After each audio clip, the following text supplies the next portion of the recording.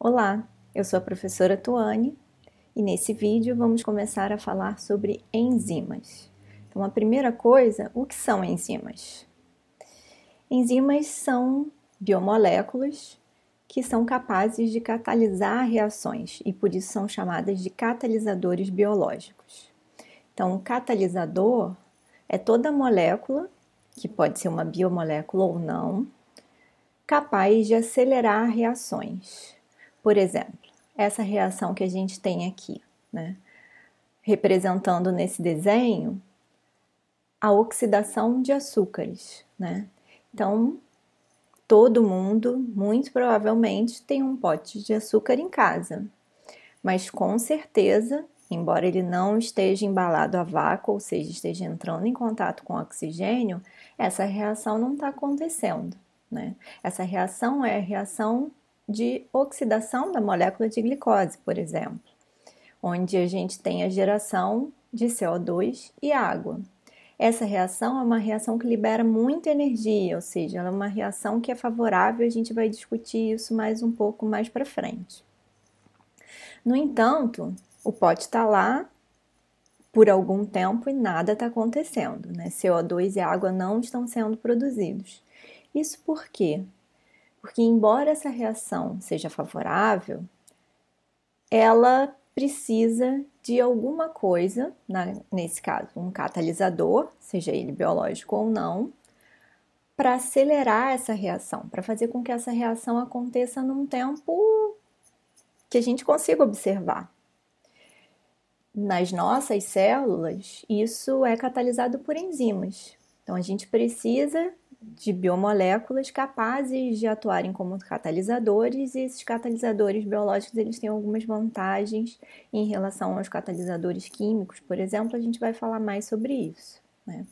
Então, essa capacidade, né, que esses catalisadores têm de acelerar as reações tem muito a ver com a capacidade que eles têm de promover colisão, um alinhamento correto, né, dos reagentes, né, dos substratos, e isso faz com que essas reações sejam aceleradas, né, enquanto que na ausência desses catalisadores, esses acontecimentos seriam simplesmente fortuitos, na presença dos catalisadores, a gente tem essas reações acontecendo de forma acelerada, né? A gente consegue observar. O estudo dos catalisadores começou lá no século XVII, principalmente se estudando digestão de alimentos. Então, se a gente lembrar do que acontece, né, do processamento dos alimentos ao longo do nosso sistema digestivo, a gente tem várias etapas que envolvem, né, hoje a gente sabe, tem a descrição disso muito bem,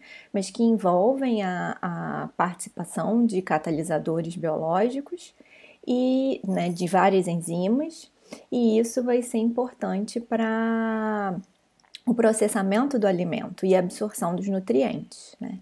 Então, o estudo de como isso acontecia lá no século, desde o século XVII foi importante para impulsionar esse conhecimento, gerar esse conhecimento sobre enzimas, mas principalmente lá, né, pelos anos de 1800, a gente tem vários pesquisadores principalmente investigando o que aconteciam lá nas reações para a produção de álcool, né? O pessoal já se interessava por isso. Então, utilizando organismos, né, e começou-se a utilizar as leveduras e começou-se a investigar o que estava acontecendo ali na presença dessas leveduras para poder ter a formação desse etanol, né? Então, Louis Pasteur, né, famoso, vocês devem conhecer, foi um pesquisador que, investigando esse processo de fermentação, observou que essa conversão dos açúcares, né, em etanol e CO2 precisava da presença dessas leveduras e vivas, né, essas leveduras precisavam estar vivas. Então, isso criou o que a gente chama de vitalismo, tá? Depois, se observou, né, esse pesquisador, o Frederick Kuhn, observou que se você tivesse levedura, mas se você fizesse um extrato dessa levedura, né, ou seja, você está com todo o conteúdo do que tinha dentro da levedura, mas você não tem mais a celularidade, né? Ainda assim, você tinha a reação acontecendo. Então, ele chamou essa, né, na época, o que a gente veio a chamar de enzimas, ele chamou de fermentos, ou seja, tinha alguma coisa ali dentro da levedura que era capaz, mesmo a levedura não existindo de fato, né, mas todo o seu conteúdo ali era capaz de promover esse processo de fermentação. Claro que hoje a gente sabe que é porque todas as enzimas, né, que são então responsáveis por esse processo estavam ali íntegras, a gente só não tinha mais as membranas, né, delimitando e permitindo que a gente tenha o organismo, né, ainda vivo, mas todos os ingredientes necessários para a formação, né, do etanol e do CO2 estavam lá. Então, desde esse tempo, né, muitos séculos atrás, a humanidade vem estudando enzimas, e isso é importante porque a gente come enzima, a gente veste enzima, a gente é enzima, todas as nossas células e todos os processos que acontecem dentro delas acontecem catalisado por enzimas, né? Então, se a gente for pensar em indústria alimentícia, né, desde o exemplo lá do vinho, da cerveja, da fermentação, mas também para a produção de vários outros alimentos, a gente veste enzima, né? Se a gente pensar em toda a indústria de detergente, amaciamento do couro, para você ter o jeans com aquela cor diferenciada, né, que a gente chama de lavagem, também se utiliza enzimas hoje em dia. A gente tem várias enzimas, então estudar a enzima é importante não só do ponto de vista biológico, mas também do ponto de vista industrial, né, farmacêutico, enfim. Esses estudos, né, também podem serem convertidos em dinheiro, né? Mas por que as enzimas são tão importantes, né? Primeiro, nas nossas células, a gente tem enzimas atuando em cascata, né? Em sequências ordenadas. Isso vai ser importante para organizar, né, de certa forma, o passo a passo dos processos, né? O exemplo lá inicial que eu falei para vocês, da oxidação da molécula de glicose. Aquela reação, né, conversão de glicose em CO2 e água, é uma reação que libera muita energia.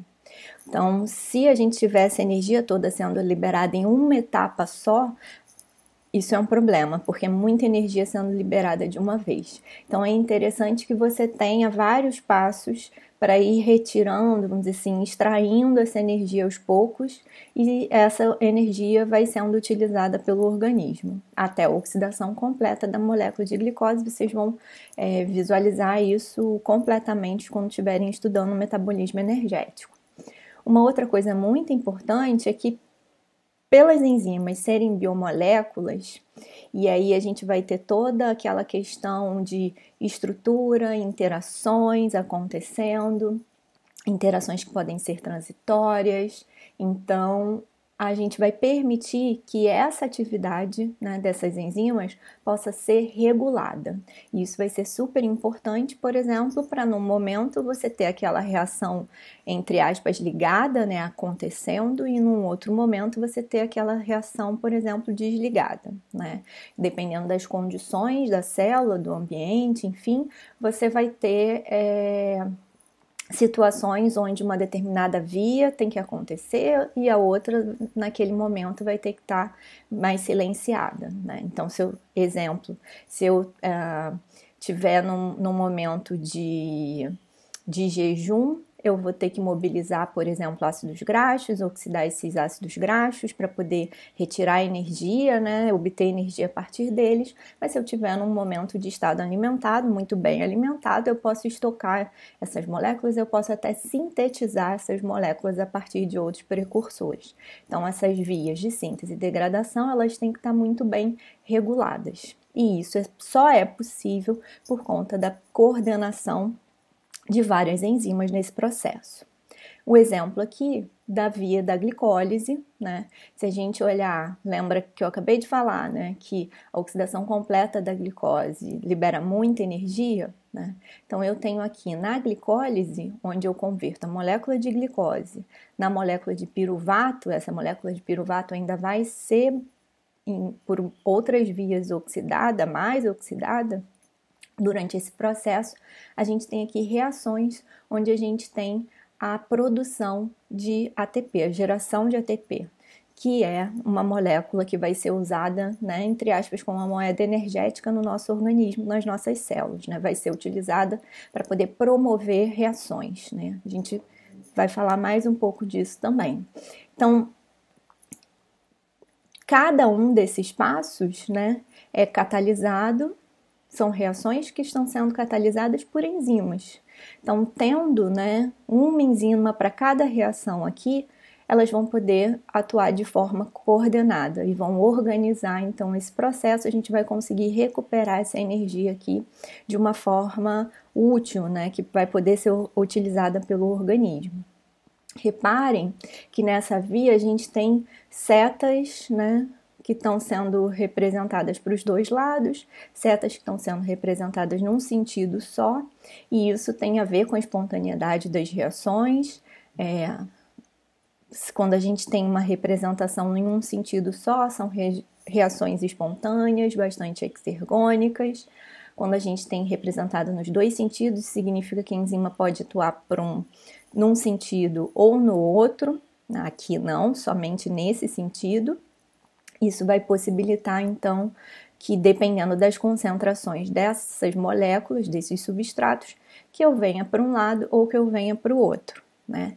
A gente começa com esses termos, né, mais relacionados à termodinâmica dessas reações, mas que a gente vai explorar muito mais para frente. Então, essa organização, e eu tendo aqui reações que são favoráveis, né, que estão num sentido só, misturado com reações que estão em dois sentidos, eu consigo, se eu paro, se eu tenho alguma coisa, por exemplo, que para, que inibe, que controle, né, que regule essa reação, eu não tenho mais essa conversão, portanto, eu não tenho o aumento da concentração desse substrato aqui, e aí eu paro que isso tudo corra nesse sentido. A mesma coisa para cá. Então, reparem que sempre que a gente tiver uma via, né, com uma sequência de enzimas, normalmente a gente vai ter reações em um sentido no início e no final da via, para garantir justamente esse controle. E isso acontece porque cada uma dessas etapas, então, é catalisada por uma enzima. Então, enzimas são muito interessantes e muito úteis por conta da capacidade, né, da alta capacidade de acelerar reações. Então, se a gente olhar aqui, cada uma dessas reações, elas acontecem, né, aconteceriam, só que o tempo que ela levaria para acontecer na ausência de uma enzima é de muitos anos. Exemplo aqui dessa descarboxilase, 78 mil anos, quer dizer, milhões de anos, na verdade. Se a gente olhar aqui para algumas outras, por exemplo, a anidrase carbônica, 5 segundos. Tô de 5 segundos, tá ótimo, é super rápido, né? Não, 5 segundos para o organismo é lento. A gente quer coisas na faixa de picosegundos, né?